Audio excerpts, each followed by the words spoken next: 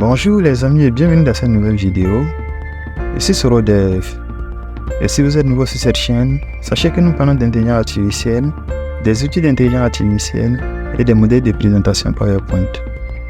Aujourd'hui, je vais vous présenter un outil d'IA très intéressant qui va vous permettre de vectoriser les images. C'est vraiment un outil intéressant. On va nous permettre de vectoriser des images PNG, des images JPEG, en EPS, en extension EPS ou encore en HVG. C'est vraiment un outil intéressant. Alors, pour découvrir cet outil, vous prenez un navigateur de votre choix. Pour ma part, j'utilise le navigateur Firefox. Et vous saisissez dans la barre de recherche Vectorizer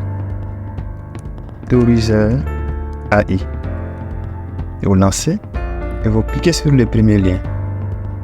Alors, vous serez donc redirigé sur une autre interface. Si vous voulez une interface en anglais, vous avez la possibilité de sélectionner le français. Convertissez vos images pixels en vectoriel, en couleur. C'est un outil intéressant qui n'est pas mal. Il y a quelques images que nous allons tester ensemble. Il faut savoir que l'outil est actuellement en version bêta, donc il est gratuit. Vous pouvez donc le tester comme vous voulez. Vous pouvez le tester plusieurs fois, les amis. Il nous permet de vectoriser des images JPEG, PNG, bitmap au format HVG. C'est vraiment un outil intéressant. Alors vers le bas, on a juste une zone où nous pouvons glisser les différentes images que nous voulons convertir. Alors nous allons donc sélectionner une des images. Nous allons donc sélectionner une des images. On va prendre le cartoon. Et il va charger. Les amis, n'hésitez pas à vous abonner si vous aimez vraiment le contenu que je partage. Après le chargement, nous voyons ce que l'intelligence artificielle nous propose. Il a fini de vectoriser. Et il y a une grande différence entre l'image, voilà l'image de départ qui est là, et l'image vectorisée, les amis. C'est vraiment un outil intéressant. Vous avez la possibilité ici de changer la couleur si vous le souhaitez. Moi, je vais laisser par défaut, je vais annuler. Et vous cliquez sur le bouton télécharger.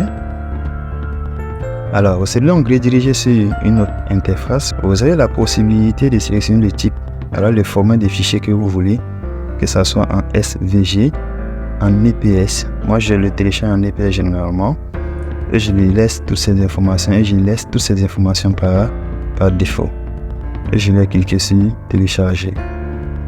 Alors, nous allons double-cliquer sur l'élément, l'image en question. On va voir vraiment s'il a vectorisé. Il faut noter que l'extension EPS ouvre avec Illustrator. Mais vous avez la possibilité de télécharger en PDF. Je vais descendre alors vers le bas. Ici, vous voyez, vous avez la possibilité de supprimer certains éléments sur l'image. Vous voyez, non?